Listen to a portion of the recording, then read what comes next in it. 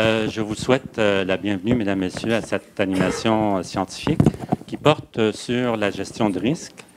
Comme chercheurs, nous sommes habitués à travailler plus dans l'évaluation de l'exposition, l'évaluation du risque. On estime les risques et ensuite, très rapidement, on essaye de se débarrasser de l'estimation du risque en demandant aux gestionnaires d'utiliser ce risque estimé comme un des outils qu'ils doivent utiliser, entre autres, pour gérer le risque.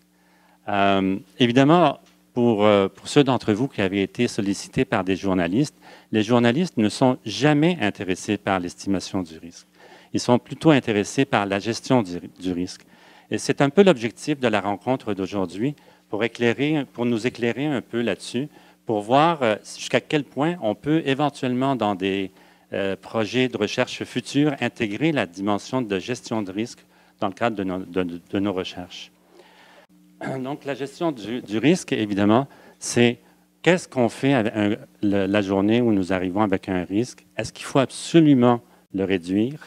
Est-ce qu'il faut absolument donner suite?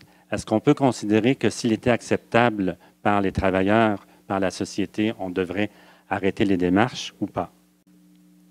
Donc, la gestion de risque, certaines considérations, et ça, c'est vraiment, je mets la table pour les conférenciers d'aujourd'hui, que je tiens d'ores et déjà à remercier. Vous avez remarqué, écoutez, c'est un programme assez costaud. J'espère qu'il va vous plaire d'ailleurs.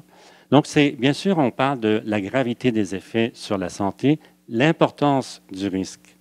La gravité, on en a tellement entendu parler ces derniers temps à cause de la problématique de l'uranium. On parle de gravité. On ne parle pas vraiment d'importance du risque. Le risque est relativement faible, mais la gravité des effets est très importante.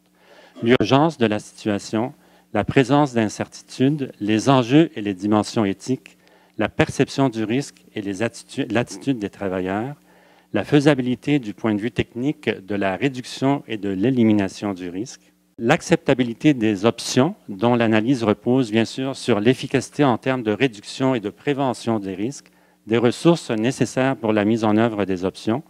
J'ai travaillé entre autres dans un cas où la seule option pour l'entreprise, c'était d'investir une somme tellement faramineuse qu'elle n'était pas capable, et donc c'était de fermer. Il arrive des situations comme celle-ci. Donc, le réalisme des options qui sont évaluées pour gérer le risque, la faisabilité, donc, tant pour l'industrie que pour la société, le respect des valeurs de la société et, évidemment, la création d'un précédent. Finalement, deux autres considérations, le délai de mise en œuvre et les considérations socio-économiques, politiques et légales. Alors voilà, et je vous souhaite une très bonne journée.